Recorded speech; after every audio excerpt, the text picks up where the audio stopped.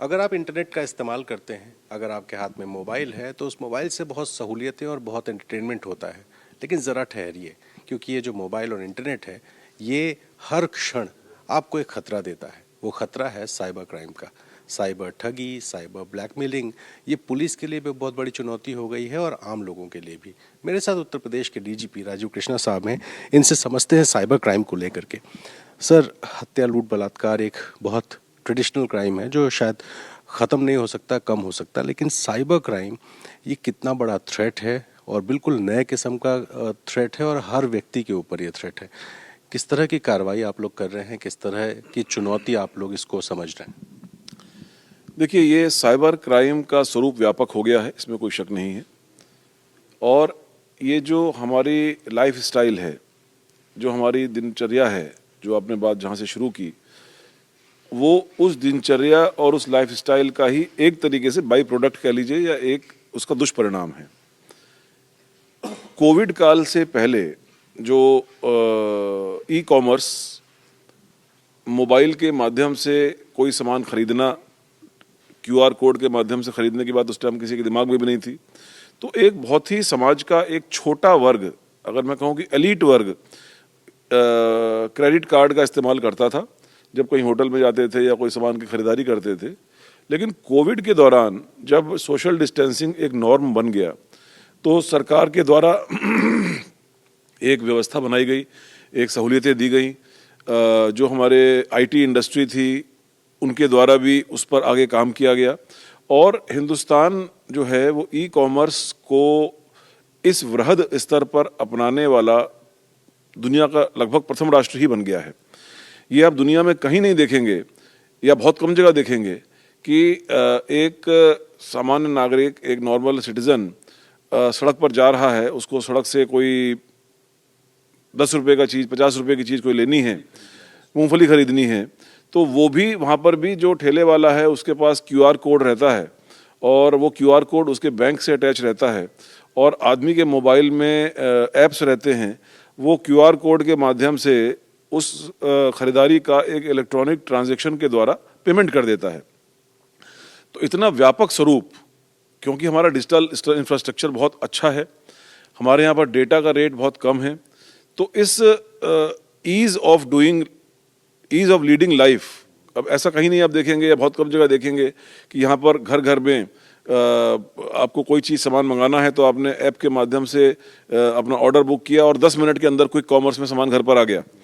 तो जहाँ एक और इन सब चीज़ों ने व्यक्ति की लाइफ को बहुत सुगम बना दिया है, वहीं दूसरी ओर इससे जुड़े हुए खतरे भी हैं। इन खतरों के लिए अवेयर होना बहुत आवश्यक है। अवेयरनेस ही इस प्रकार के साइबर क्राइम का सबसे बड़ा एंटीडोट है, रोकथाम का उपाय है। क्योंकि जो व्यक्ति इस प्रकार की ठगी करता है वो आपके पास में नहीं बैठा हुआ, वो हो सकता है कि अगर आप लखनऊ में हैं तो हो सकता है कि वो चेन्नई में बैठा हुआ हो सकता है कि वो कलकत्ता में बैठा हुआ हो सकता है कि वो प्रयागराज में बैठा हुआ हो सकता है वो विदेश में बैठा हुआ हो।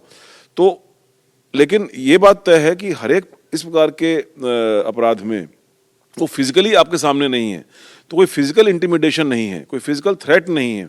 जो भी बातें हो रही हैं वो प्रलोभन में डालने के बाद हो रही हैं, जो भी बातें हो रही हैं वो आपको किसी जाल में साइकोलॉजिकली फंसाने के बाद हो रही हैं। तो ये जो चीज़ें हैं, इनका जो निवारण है वो सिर्फ और सिर्फ सबसे प्रभावी निवारण जो है वो अवेयरनेस है। तो अवेयरनेस का बहुत बड़ा रोल है और अवेयरनेस के माध्यम से हम लोग इस चीज़ को आगे बढ़ा रहे हैं। जिस बात से आपने शुरू किया था वो बहुत महत्वपूर्ण है कि लोगों की जो दिनचर्या है वो बदल गई है। शायद आप सोशल मीडिया पर लोग जिस तरह से अपनी ज़िंदगी को सार्वजनिक कर रहे हैं, ये आप मानते हैं कि सबसे बड़ा थ्रेट है?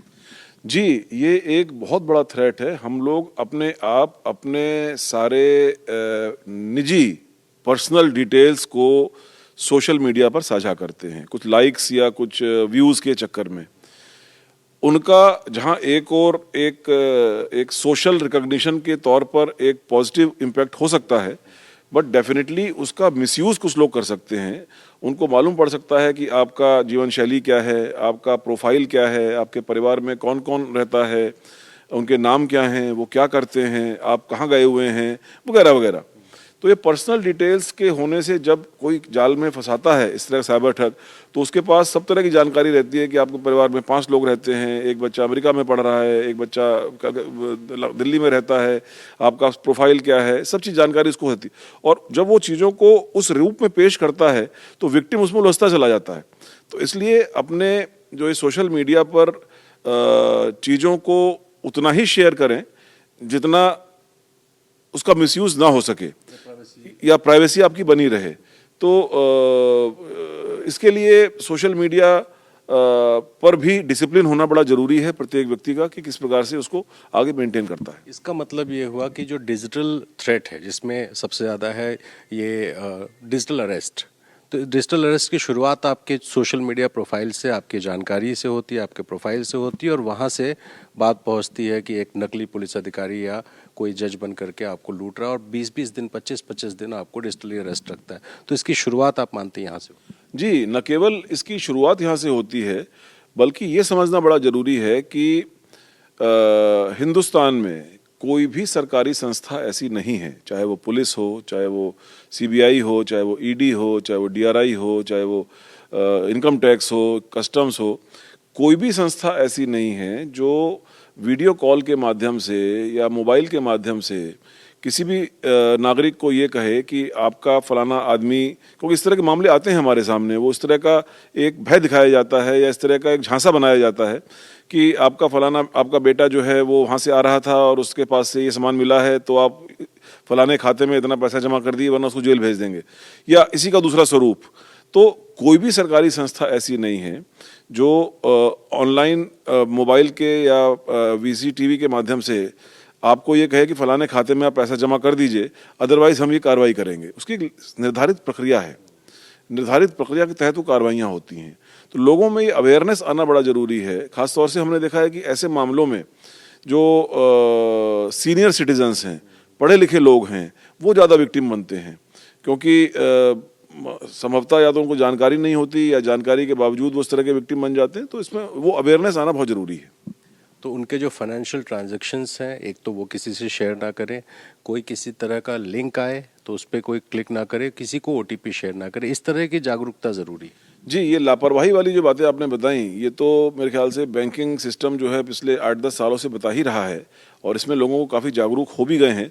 बट जो नए नए तरीके आए हैं, डिजिटल अरेस्ट करने का तरीका आया है, लोभ का, मतलब लोग, मैंने देखा है कि जो ये पोर्टल्स बना करके जो ये ठग हैं कि आपको मनी को हम 1 महीने में 10% बढ़ा देंगे, 2 महीने में 20% बढ़ा देंगे, 1 साल में 100% बढ़ा देंगे, शुरुआत में कुछ वापस करते भी हैं तो उसमें आदमी और बढ़ता चला जाता है।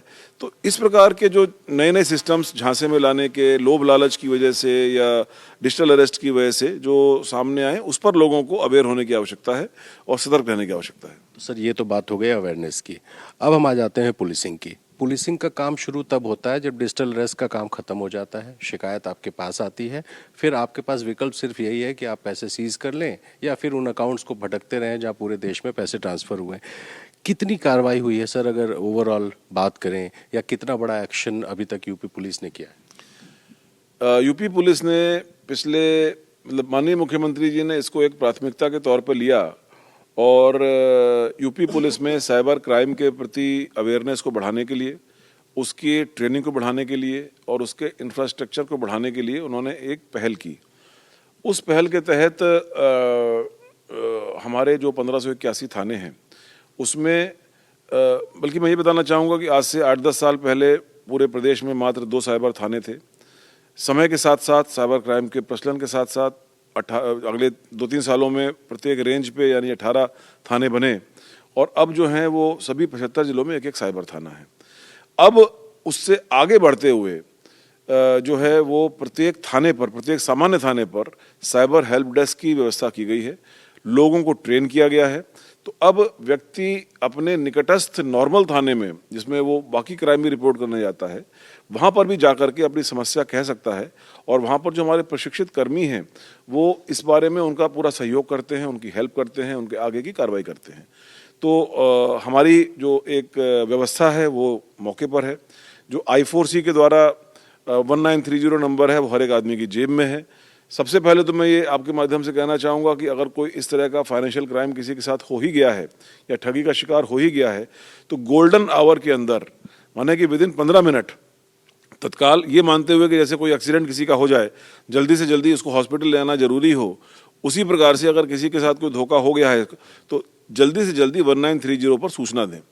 उस 1930 पर सूचना देते ही ऑटोमेटिकली कई सारी प्रक्रियाएं शुरू हो जाती हैं, जिसका एंड रिजल्ट ये होता है कि उसका पैसा सीज करने में, फ्रीज करने में हमको सहायता मिलती है। तो ये सभी व्यवस्थाएं हैं, इन सभी व्यवस्थाओं, इन्वेस्टिगेशन होती है, तमाम लोग अरेस्ट होते हैं, तो ये सभी व्यवस्थाएं हैं। इन सभी व्यवस्थाओं के अंतर्गत पिछले 6 महीने में बहुत ही एक गुणात्मक सुधार आया है उत्तर प्रदेश पुलिस के साइबर वर्किंग में, और इसको हम लोग और आगे बढ़ा रहे हैं। सर, जब यूपी पुलिस की कार्रवाई की बात करते हैं तो अपराधियों पे एक्शन होता है तो कहते हैं कि 2000 करोड़ की संपत्ति जब्त कर ली, 3000 करोड़ की संपत्ति जब्त कर ली, लेकिन जब साइबर क्राइम की बात करते हैं तो इसका कोई आंकड़ा रहता है क्या? जी, इसी साल में, इसी वर्ष में 1 जनवरी से, माने 25 में 1 जनवरी से 31 दिसंबर तक करीब 326 करोड़ रुपए का अमाउंट टोटल फ्रीज कराया गया है। और ये संख्या जो है, मैं समझता हूँ कि रफली टोटल जो अमाउंट गया है उसका करीब 19-20% के आसपास है। और अवेयरनेस के माध्यम से, अपने इंफ्रास्ट्रक्चर को और मजबूत करने के माध्यम से इस संख्या को हम लोग और आगे बढ़ा रहे हैं। और अव्वल तो लोग इस अवेयरनेस के माध्यम से इसका शिकार नहीं बनेंगे, और बन जाते हैं तो 1930 पर और बाकी सुविधाओं पर कॉल करके तत्काल सूचना दें और फिर पुलिस अपना कार्य शुरू करे। मैंने अभी देखा यूपी पुलिस ने तो फिल्म भी बना दी नाना पाटेकर साहब को लेके, तो जागरूकता के लिए SMS भेजे जा रहे हैं, व्हाट्सएप हो रहे हैं, अखबारों में, चैनल्स में, और अब यहाँ तक कि आप लोग फिल्म भी बना रहे हैं। सफलता मिलती दिख रही? जी, सफलता, हम सही रास्ते पर आगे बढ़ रहे हैं। पिछले 6 महीने में मैं समझता हूँ कि 1 लाख से ज़्यादा सम्मेलन हमारे कर्मियों ने किए हैं, गाँवों में, चौपालों में, मोहल्लों में।